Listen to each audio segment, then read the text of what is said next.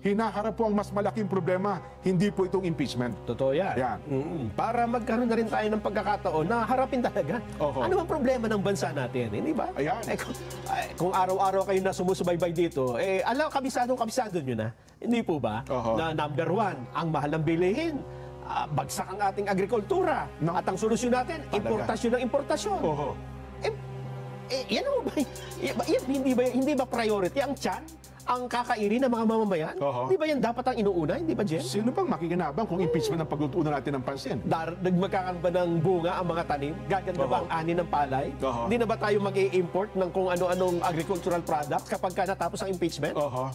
Kaya again sa mga kabubukas lamang na kanilang radyo, ng kanilang telebisyon, at ng kanilang po mga social media account, inuulit po namin inuulit po namin kami ni Nelson ay tumanggap na po ng mga tagubilin, at ngayon pa lamang, ang mga kapatid po sa iglesia ay naghahanda na magsagawa ng rally upang ipahayag sa lahat ng kinauukulan na ang Iglesia ni Cristo ay pabor ho sa opinyon ng Pangulong Marcos na hindi sumang-ayon sa isinusulong ng ilang sektor na impeachment. Kaya na pinanood natin, Nelson, ang Pangulong Bongbong pa no to impeachment. Bakit po? Dahil po maraming problema ang ating bansa na dapat pong unahin ng pamahalaan. Alam na alam po ninyo, ang iglesia ay para po sa kapayapaan.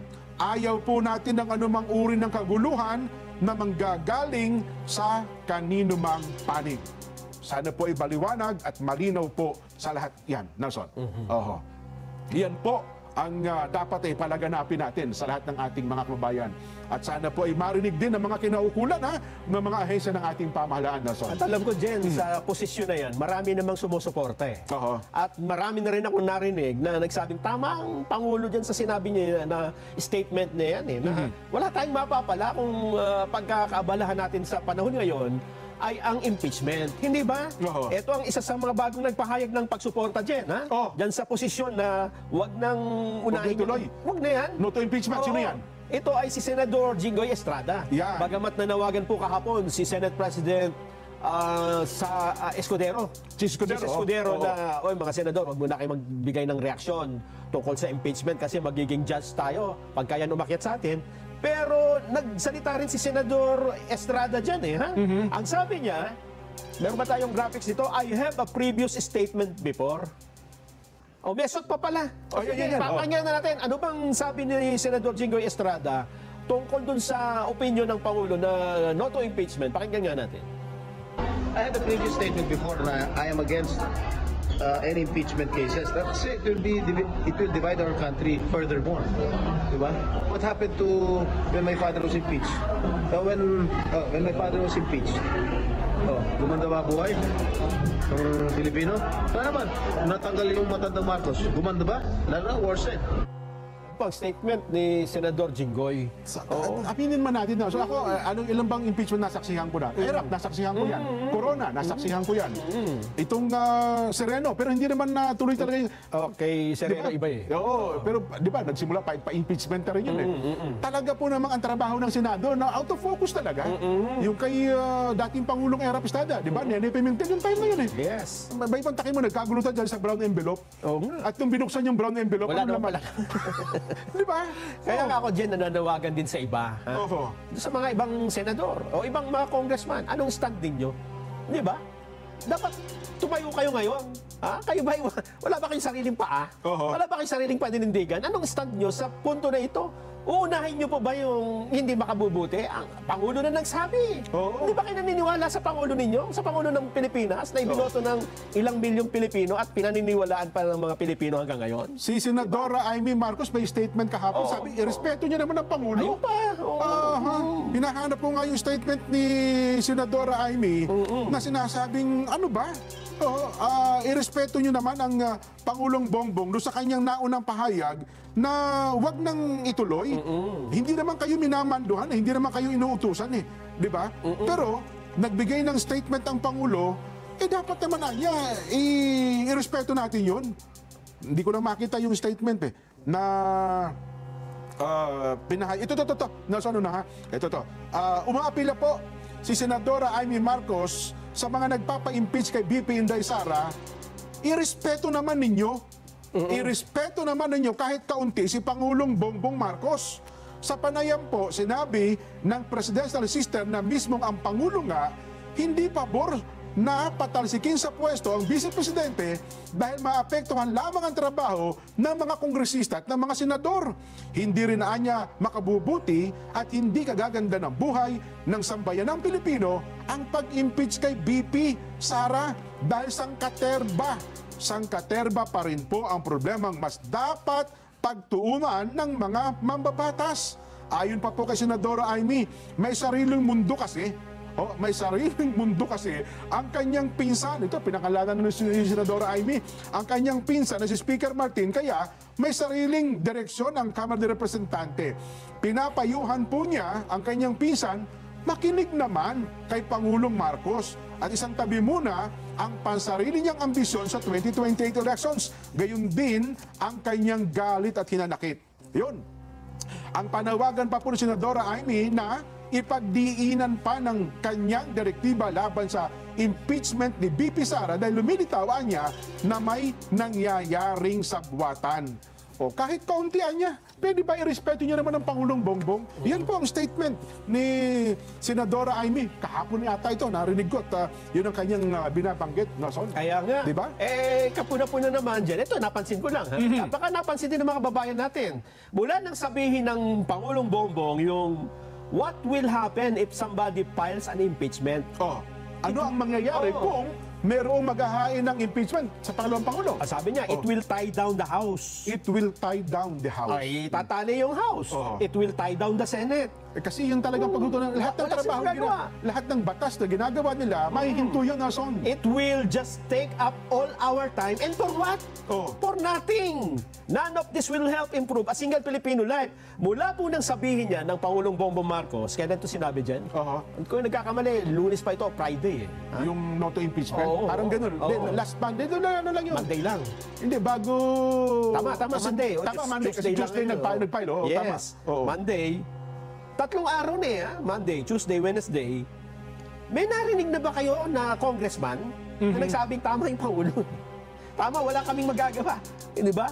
Meron na ba siya nagsabing, oo nga, dapat nga hindi na natin ituloy yung impeachment na yan kasi respetuhin natin ang opinion ng presidente.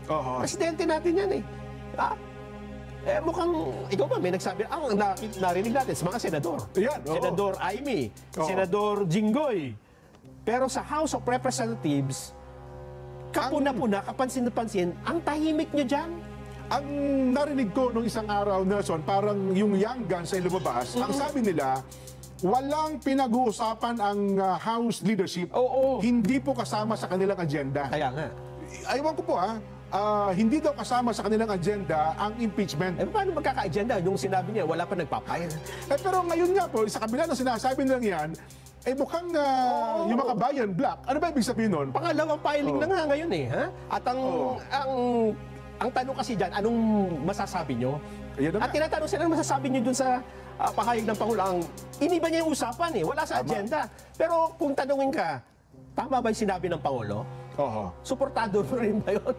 Hindi, ako bilang siguro dapat maglabas ng pahayag si Speaker Martin. Iyan nga, siya nga hinihintay. Maaaring sabihin niya, mga Makabayan Black, kayo, miyembro kayo ng Kongreso.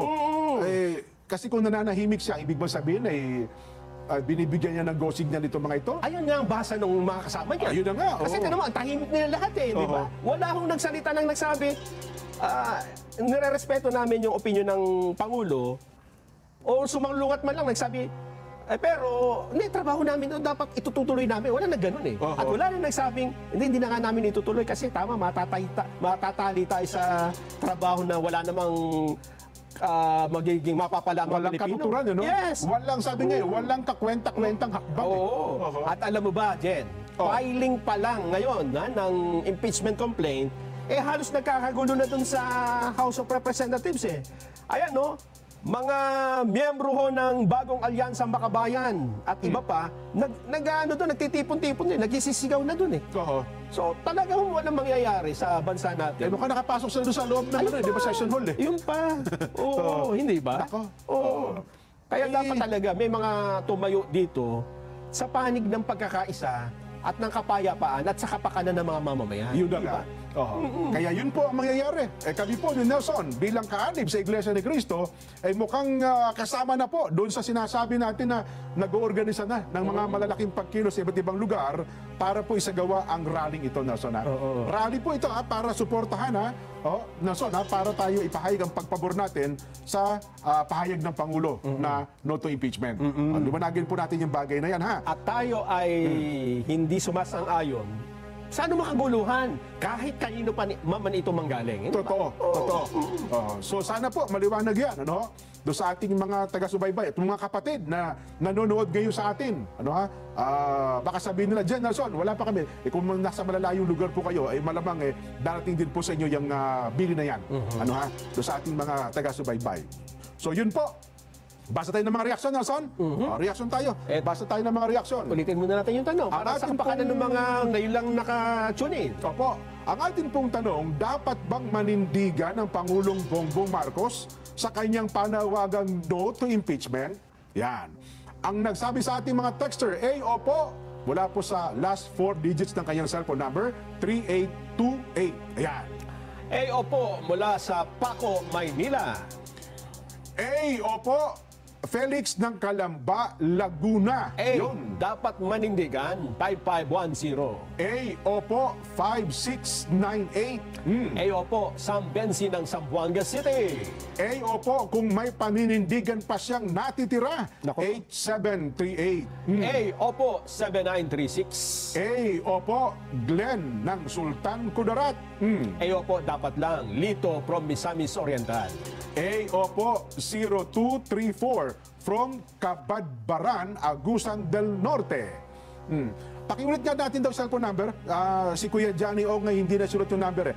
Pakiulit daw direct sa ating prompter. Ano nga yung ating text hotline para sa mga gusto magbigay ng kanilang reaksyon. 0916-500-3846. Ulitin ko po, ha. O ka Johnny, 0916-500-3846. Yan po ang ating text hotline. Son, doon sa ating mga taga-subaybay, sa mga bubukas lamang ng kanilang radyo, telebisyon, ng kanilang mga social media account, yung atin pong binabanggit, Son, ukol po doon sa naging pahayag at tinanggap nating bilin sa mga kaanib po sa Iglesia ni Cristo, Nelson. Ayan, ulitin ko ba? Mare, Ulitin para natin. sa kapakanan ng mga late tuners, unang-una siguro, lagyan mo rin uli ng premise, di ba? Ayan, opo. Kasi nanawagan na ang Pangulo na wag na nga ituloy itong impeachment. Ayan. Kasi, for what nga? For nothing, di ba? Sa kabila nun, may mga miyembro pa rin ng Makabayan Black at ng mga civil society group na naghahain pa rin ng impeachment. At mukhang wala naman balak na sundin ang opinion na yun ng Pangulo dyan At ang kanila pa nga panawagan, parang gusto nila bawiin pa yung statement ng Pangulo. Ay, pinababawi pa. Ay, Talaga nako. naman, kung mangyayari ho yung impeachment, kami naniniwala, ako, personally, Oo. tama yun kahit hindi sinabi ng Pangulo noon, na kapag tayo natali sa impeachment, ang dami hong project, ang daming mga dapat na unahin, ang mapapabayaan, diba? Ay, lalo na sa panahon ngayon, sa damak mga problema natin. Yung paghihirap lang ng ating bayan Yung bagyo dumaan sa atin, kada linggo may bagong bagyo. Bilyon-bilyon.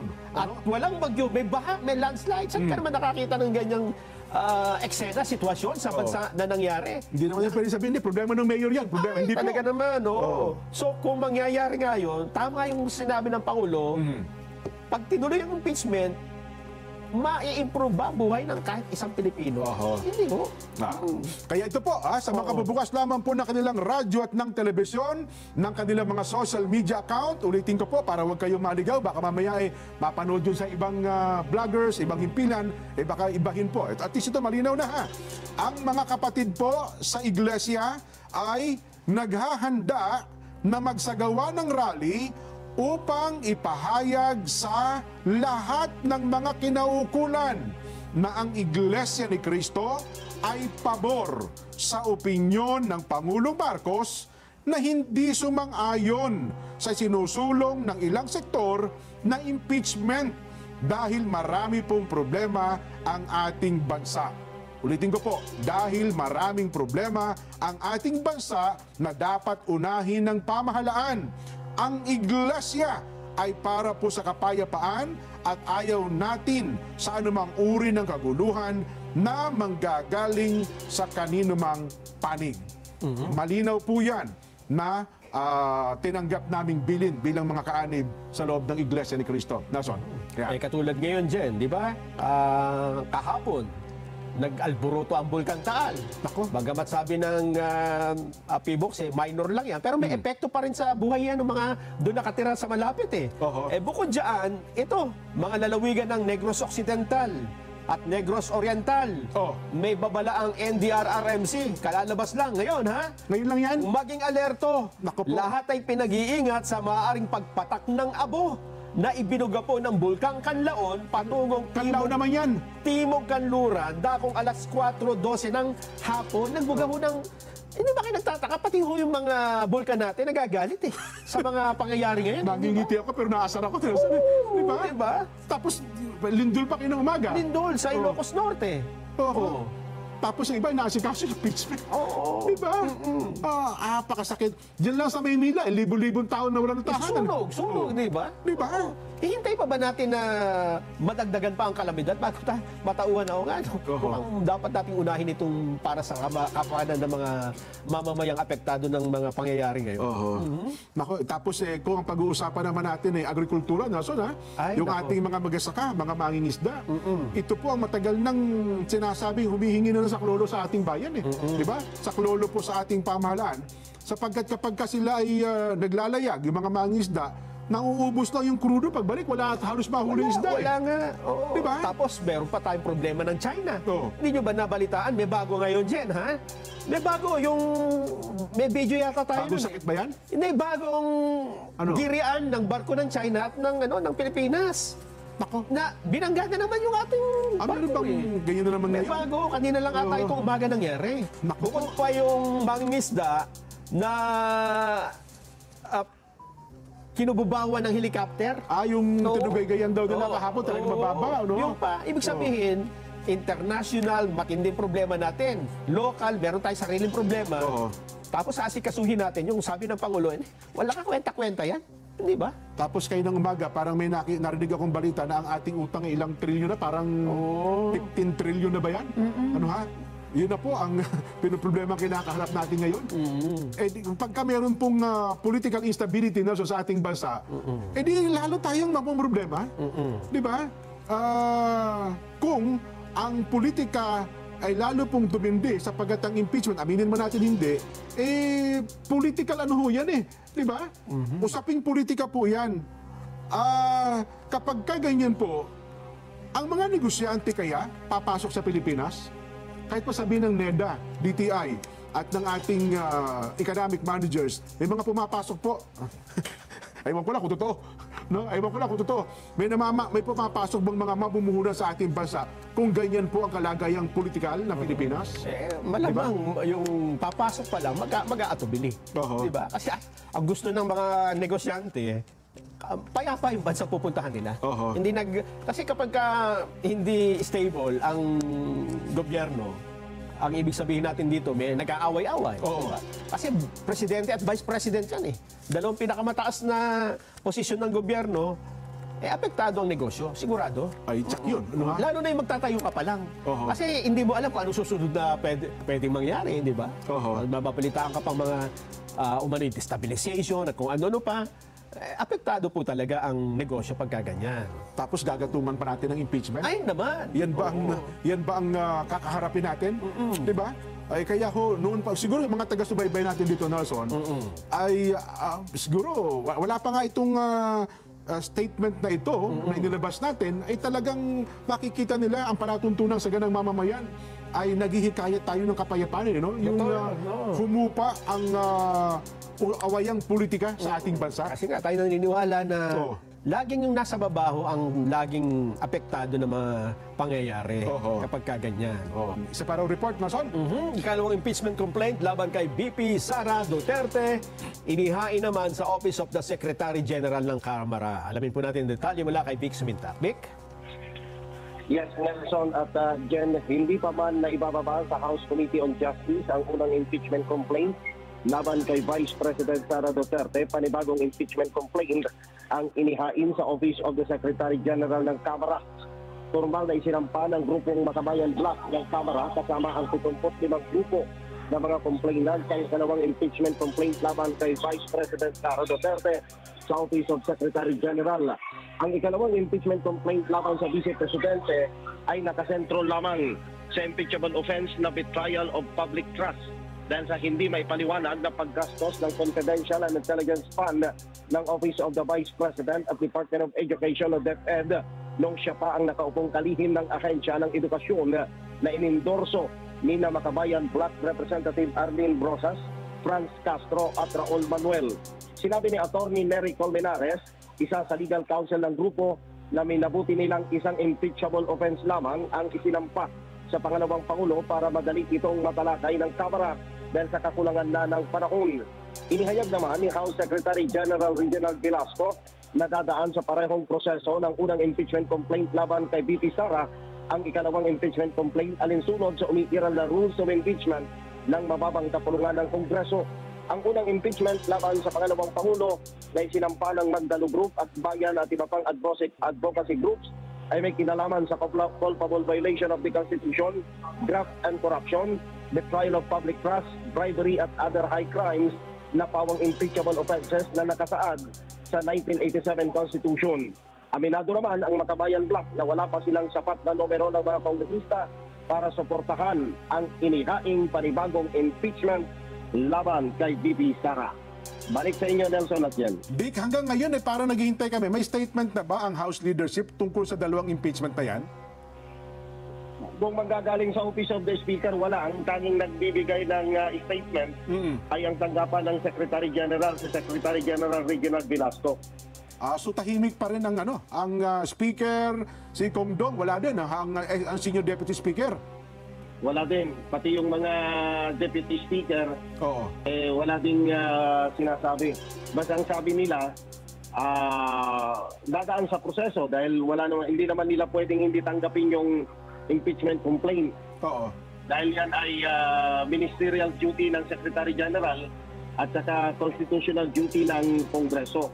Pero ang sabi nga nila, may bearing pa rin yung statement ng Pangulo. Bagamat sinasabi nila na ito ay hindi pang hihimasok sa trabaho ng Kamara de Representantes as co-equal branch ng gobyerno. Kahapon, dyan ba sa Kamara tinanggap ni Speaker yung 17 general na nag-courtesy call sa kanya? Dito. Kasi binigyan siya ng parang recognition. Tapos, dahil kumbaga isinasapinal pa sa Bicameral Conference Committee yung national budget, ang kanyang pangako ay dadagdagan yung pondo ng military, particular ang Department of National Defense doon sa 2025 national budget, Jen. So kahit nandyan pala sa kahapon, wala siyang statement tungkol sa impeachment? Wala siyang nilalabas na official statement. Tanging ang naglalabas ng statement ay ang tanggapan ni Secretary General Reginald Velasco. Si Secretary General mismo ang naglalabas lang ng statement. Pero alam mo yung statement niya, motherhood statement yon. Pero doon sa mga nakalipas na araw, di ba, meron silang statement na ang House leader, wala sa agenda ng House leadership ang usapin ng impeachment, di ba? Dahil ako pa mismo ang nagtanong kung Yun napakinggan ko yun. Anong balak ninyo? Kasi ano bang consensus ng majority? Hindi daw pinag-uusapan, wala sa agenda sa tuwing magkakaroon ng majority caucus dahil naka-focus lang daw sila sa mga legislative work. Particular nga itong adoption ng bicameral report ng national budget at saka yung iba pang mga economic agenda measures na isinusulong ni PBBM na alinsunod doon sa napag-usapan sa LEDAC meeting, Jen. Ngayon, Vic, mayroon na kaming tinanggap, baka ikaw tatanggapin mo rin, na ang mga kapatid sa Iglesia ni Cristo ay nagpahayag na magkakaroon tayo ng mga rally para suportahan ang opinyon ng Pangulong Bongbong Marcos na ayaw niya sa impeachment.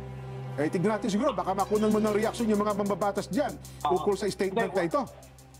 Wala na sila, nag-adjourn dahil nasa Malacanang sila ngayon.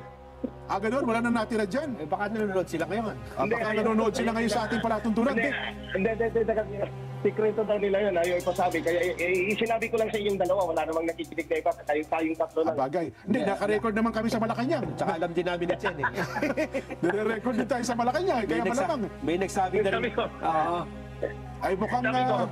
Sabi ko, bakit ang aga naman? Sabi ko, ayun pala, pupunta sila doon. Ganon, oo. Siguro, doon nila sabay-sabay na panonoorin itong statement na ating ipinahayag ngayon. Big, baka lang may makita ka dyan, ano ha? At least malaman natin. Huwag mo nang isama yung makabayan. Basta tayo, go. Go na dyan, go. Yan, ano ha? Big, Ayan, salamat. ikaw na. Pagtay ka lang dyan, ano ha? Sige. Ayan. Yan po ang ating reporter na nakatutok dyan sa Kamara ng Representante, si Kuya Vic Subintak. Ayan.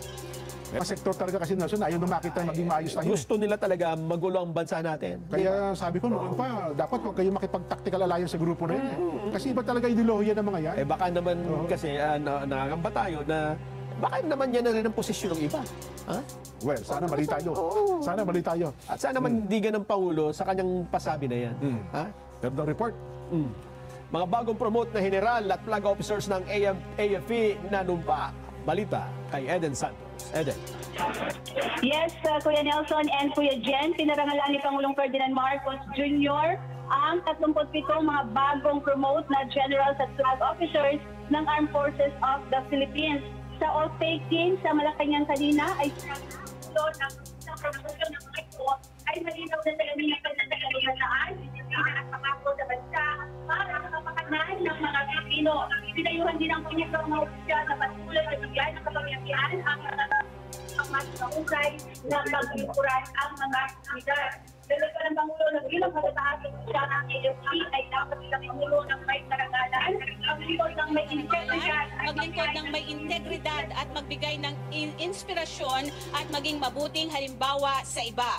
Bago naman kaninang panunumpa ng mga bagong promote na matataas na opisyal ng AFP, Kuya Jen and Kuya Nelson, ay pinangunahan din ng Pangulo yung 33rd Anti-Terrorism Council Regular Meeting at Year-End Celebration. Sinabi ni PBBM ng misyon ng Anti-Terrorism Council o itong ATC ay higit pa sa pag-neutralize ng mga banta ng terorista. Ay na naglalayo nito na pigilan ang mga ito sa pamamagitan ng pagpapatupad ng mga programa kontra terorismo, pagtungkol sa mga ugat ng radikalisasyon at pinalalakas din yung tiwala ng mga nasa komunidad. Idiniin ng Pangulo ang terorismo ay isang pandaigdigang hamon at ang Pilipinas ay isang maaasahan at aktibong katuwang sa paglaban ng terorismo. Back to you, Kuya Nelson and Kuya Jen. Yan, wala pa bang balita? Kasi may mga report at humihikayat ata sa yung grupo na yung nabawiin daw ng Pangulong Bongbong yung kanyang naging statement na no to impeachment. Sabay naninindigan doon sa kanyang naging nauna ng pahayag. Dan? Jen, sa ngayon wala namang pagbabago sa stand ni Pangulong Marcos kaugnay nung kanya nga nasabi na huwag ituloy yung impeachment laban kay VP Sara. May ba nakuha tayong impormasyon na sa mga pagkakataong ito ay kamiting daw ni PBBM sa Malacanang yung mga kongresista, Kuya Jen. Ayun, kasi ibalita mo rin sa kanya na ang Iglesia ni Cristo ay nagpahayag ng pagpabor sa kanyang opinyon na hindi sumang-ayon sa sinusulong na impeachment. Eden, ha? Yes, Kuya Jen, na-i-heads up na yan sa MPC, itong Malacanang press corps, kaugnay nga yung inyong ina-announce sa programang Saganang Mamamayan at hinihingan na nila ito ng reaksyon ng Malacanang ukol dito. Ayan. Okay, salamat din. At paintay namin ng follow-up report mo kung makaabot sa ating palatuntunan sapagkat ito yung ating malaking announcement sa araw na ito. Thank you, Den. Ayan, basa pa tayo ng mga reaksyon. May kinalaman sa ating Vox Populi. May break pa ba tayo? Tuloy na. Wala na. Sabi ng ating texter, so bago tayo magpaalam na, so mamaya, basahin natin itong mga text. At sa huling bahagi, ay ulitin natin yung statement po at yung tagubilin na ating tinanggap bilang mga kaanib sa Iglesia ni Cristo, ha? Sabi ng ating mga texter, oo, dapat manindigan mula sa 1442. No to impeachment, Lisel Suway ng Metro Manila. opo, dapat manindigan ng ating Pangulo mula sa 3669. Oo, June Refuelia na Toledo City, Cebu. AOO mula sa 0596. Opo, 9912. AOO 5007. Opo, dapat lang manindigan. Albert Cortez ng Parañaque City. AOO 0537. Uy, kababayan ito ni Speaker mula sa Tacloban City, Leyte. AOO 0966. Ayun, at bago po ang resulta ng ating Vox Populi sa mga huling nagbukas, Nelson, ano, ha? Ng kanila pong telebisyon, ng kanilang radyo, ng kanila pong mga social media account, aba, ito po ha, mga kapatid, baka kayo ay huling nakapag-open din po at nakapakinig sa atin, may tinanggap kaming bilin ni Nelson bilang mga kaanib po sa Iglesia ni Cristo na ang mga kapatid po sa Iglesia ay naghahanda na magsagawa ng rally upang ipahayag sa lahat ng mga kinaukulan na ang Iglesia ni Cristo ay pabor sa opinyon ng Pangulong Bongbong Marcos na hindi sumang-ayon sa isinusulong ng ilang sektor na impeachment dahil maraming problema ang ating bansa na dapat unahin ng pamahalaan. Ang Iglesia ni Cristo po ay para sa kapayapaan. Ayaw natin sa anumang uri ng kaguluhan na manggagaling sa kanino mang panig. Yan po ang tagubilin na tinanggap namin ni Nelson bilang kaanig sa Iglesia ni Cristo. Malinaw po yan, ha? Resulta po ng ating Vox Populi sa hapon na ito sa tanong na dapat bang manindigan ang Pangulong Bongbong Marcos sa kanyang panawagang no to impeachment? Aba, 100% ang nagsabing, opo, dapat manindigan ng Pangulo. Ay dapat naman talaga. Ako bilang isang individual, Nelson, ha? Napakasarap makita na ang isang Pangulo ay mayroong paninindigan. At saka una-una, yung kanyang panawagan dyan ay hindi naman mali, di ba? Totoo. At tama yung sinasabi niya na walang kahihinat na nito at ito ay walang bungang buti na ibubunga, walang mabuting ibubunga sa kahit na isang Pilipino. Hindi kasi sasayangan ng panahon. Sa halip ay magkakawatak-watak pa tayo, magiging dahilan pa ng alitan, ng away, at yung iba pa may pinaplano umano na mga panggugulo. Tako po. Saan tayo pupulutin kapag kaganyan? Hindi ba? Nakakalimutan nila. Bata pa ako doon. Tandang-tanda ko. Oo. Ang utos ng hari ay Hindi nababali. Hindi nababali. Diba? Ang utos ng hari ay hari. Kumbaga, ang utos ng hari hindi nababali. Sabagay. Bagamat hindi utos yan, pero, di ba? Oo. Pakiusap ng Pangulo yan na kanyang statement. Bata pa po ako malit, alam na natin yan. At saka, buti sana kung ang sinasabi niya ay tahasa yung masasabi. Hindi, mali ka dyan, Pangulo. Pagka ng impeachment ito, natuloy ito, magkakaulam yung mga walang ulam, magkakabigas sa palabigasan. Imposible. Dadami ang produksyon ng palay. Naku po. Sige nga, tagdigan nyo nga yung posisyon na yan. Hindi ba? Kung meron sana magsasabing ganyan, tuloy natin yan.